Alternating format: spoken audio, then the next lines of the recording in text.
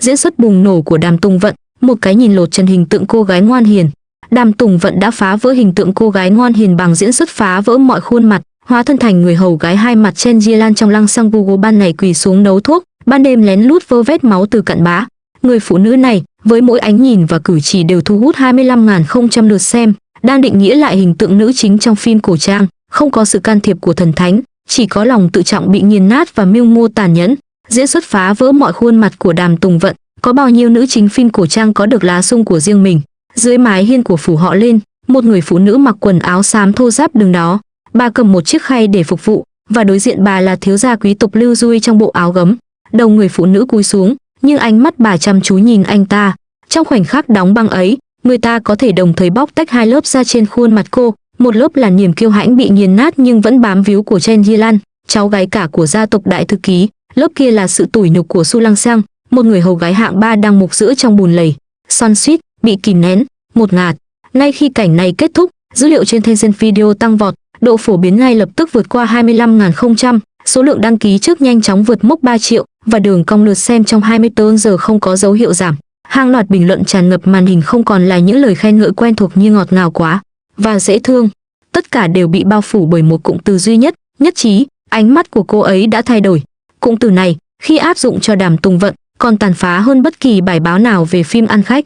Trong những năm gần đây, khán giả đã nuôi dưỡng sự bất mãn sâu sắc đối với nữ chính mạnh mẽ trong các bộ phim cổ trang. Ai cũng có thể thuộc lòng những mô típ này, nữ chính mạnh mẽ nhưng luôn dựa dẫm vào nam chính để giải cứu, trả thù nhưng thực chất chỉ là thay đổi trang phục và dùng mánh khóe. Công thức mê xoay chỉ là rượu cũ đựng trong chai mới, khán giả đã chán ngấy. Vì vậy, khi trailer phim Do Sam Lan Siêng Du Bo Sao được phát hành, và các chủ đề thịnh hành tràn ngập ánh mắt sát thủ của Đàm Tùng Vận và diễn xuất làm biến đổi ngoại hình, bạn biết rằng tâm lý thị trường đã hoàn toàn thay đổi. Diễn xuất làm biến đổi ngoại hình mà giới chuyên môn bàn tán thậm chí còn chưa nói hết được vấn đề. Điều mà cô ấy thực sự phá hủy chính là hình ảnh cô gái ngọt ngào đã ăn sâu vào tâm trí mọi người trong hơn một thập kỷ. Bước đi của Đàm Tùng Vận thực chất là con đường đẫm máu mà cô tự tạo ra trên bờ vực. Hãy nhìn lại bộ phim giả tưởng Do Sao Siêu Yêu Bo Sao cuối năm 2025, quy mô của nó gần như là một cuộc hành quyết công khai. Bộ phim nhận được đánh giá dưới 5 sao trên Soban, với hơn 32% là đánh giá 1 sao. Màn hình tràn ngập những bình luận cực kỳ gay gắt, mỗi câu chào gì đều như đâm thẳng vào tim. Một người phụ nữ ngoài 30 tuổi cố gắng vào vai một nữ đệ tử 18 tuổi của một môn phái tu luyện, sử dụng đủ loại biểu cảm cường điệu và bĩu môi, chỉ dẫn đến cảm giác không phù hợp. Thậm chí có người còn gọi cô là kẻ lười biếng, nói rằng cô ấy lúng túng trong những cảnh quan trọng và không thể duy trì tính chuyên nghiệp. Vào thời điểm đó, khuôn mặt trẻ thơ đặc trưng của cô lại trở thành khuyết điểm lớn nhất. Toàn bộ ngành công nghiệp và khán giả đều cảm thấy rằng khuôn mặt của cô đã bị định mệnh ràng buộc, chỉ mãi ở trong vùng an toàn, đóng vai cô gái nhà bên hoặc người mới vào nghề. Một người nhạy cảm hơn có lẽ đã bỏ cuộc và chấp nhận số phận, nhưng Đàm Tùng Vận thì không. Cô bắt đầu thử sức mình trong bộ phim gia tộc Xô Viết, vào vai Ji Y Nghinh, một người phụ nữ phóng khoáng và vô cùng thông minh. Thông minh trong việc đối phó với những kẻ bắt nạt, dịu dàng nhưng chu đáo với gia đình. Bộ phim đó đã nhận được nhiều lời khen ngợi, đưa cô tiến thêm một bước từ cô gái ngọt ngào trở thành người phụ nữ điềm tĩnh và tự chủ. Khi nhận vai Chen Ji Lan trong Lăng Sang Vugu, cô đã hoàn toàn phá vỡ vùng an toàn của mình. Vì nhân vật này, cô đã cố gắng kìm nén sự tròn trịa trên khuôn mặt, loại bỏ tất cả sự ngọt ngào trong trang điểm và tạo kiểu tóc. Ngay cả dáng đi của cô cũng thay đổi, bước đi nhẹ nhàng và nhanh nhẹn trước đây đã biến mất, thay vào đó là dáng đi vững vàng và dè dặt hơn. Cuộc đời của Chen Ji Lan cứng rắn như sắt thép. Vốn là cháu gái cả của một gia đình đại thư ký, cô được hứa hôn với Lin Trinh Ki, cháu trai cả của bộ trưởng nhân sự. Tuy nhiên, do chính đổi chiều, ông nội cô bị buộc tội phản quốc và cả gia tộc Chen bị xử tử. Gia tộc Lin quay lưng lại với cô nhanh hơn cả lật trang sách, nhanh chóng hủy bỏ hôn ước để bảo vệ bản thân, rồi tìm cách lấy lòng gia tộc sao mới nổi, tham gia vào một liên minh hôn nhân. Chen Ji Lan sống sót chỉ vì mẹ cô từng giúp đỡ những người hầu nhà họ Lin, Su Hung Quân và vợ ông ta. Cặp vợ chồng già, vừa mất con gái Su Lăng Sang, đã quyết định thực hiện một cuộc tráo đổi khéo léo, đưa Chen Ji Lan vào nhà họ Lin dưới tên người quá cố, bắt đầu từ một người hầu hạng 3 thấp kém. Trong bộ phim này, Đàm Tùng Vận thể hiện một nhân vật phức tạp và đầy xúc động. Trước đây, cô là một tiểu thư giàu có, ăn nói nhỏ nhẹ và giữ vẻ ngoài hoàn hảo.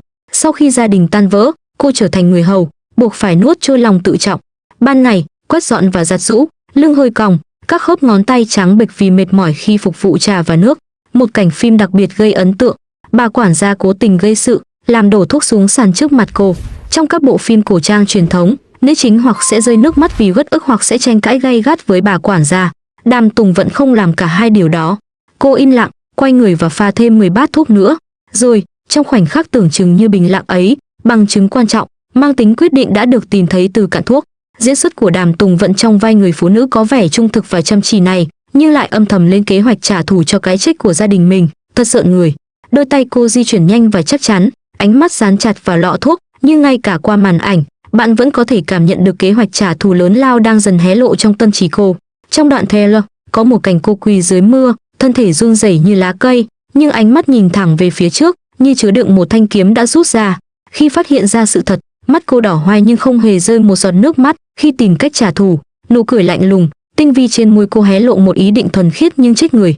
Nhớ lại vẻ quyến rũ trẻ trung của Lý Kiến Kiên trong Tiến Lên, rồi đến vẻ tươi sáng, tinh nghịch và đầy sức sống của Nguyên Kim Hại trong Dưới Quyền Lực, sự ngọt ngào của những năm tháng đỉnh cao ấy giờ đây đã hoàn toàn biến mất.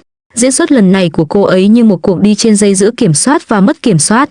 Cô ấy kiểm soát tỉ mỉ từng biểu cảm nhỏ nhất, kìm nén lòng cam thù để ngăn nó bùng phát, nhưng những khoảnh khắc mất kiểm soát hiếm hoi đó đã trực tiếp khắc sâu sự tàn nhẫn vốn có của nhân vật vào lòng khán giả. Tại sao khán giả lại tin vào điều đó? Bởi vì Thẩm Gia Lan sống sót trong gia tộc họ Liên tàn bạo không phải nhờ lòng thương hại bất ngờ của nam chính, cũng không phải nhờ bất kỳ may mắn phi thường nào.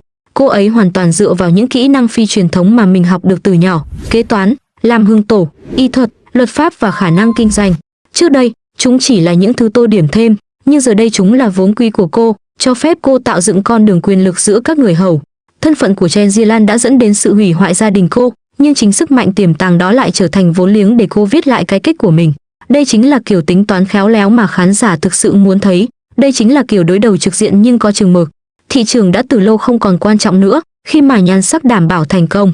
Mặc dù vẫn có người soi mói, cho rằng nhan sắc trẻ con thiếu sức thuyết phục trong các phim trả thù, nhưng đa số đều đồng ý rằng kỹ năng diễn xuất thực sự có thể phá vỡ rào cản của ngoại hình. Đàm Tùng Vận, chỉ với một cái nhìn đơn giản từ trên xuống dưới, đã nâng tầm đáng kể cho các nữ diễn viên chính trong phim cổ trang. Khi một diễn viên dám phá vỡ hình tượng sinh lợi nhất của mình và thể hiện những hiện thực khắc nghiệt và phức tạp của cuộc sống, thị trường cuối cùng sẽ tưởng thưởng cho họ bằng những giải thưởng cao nhất.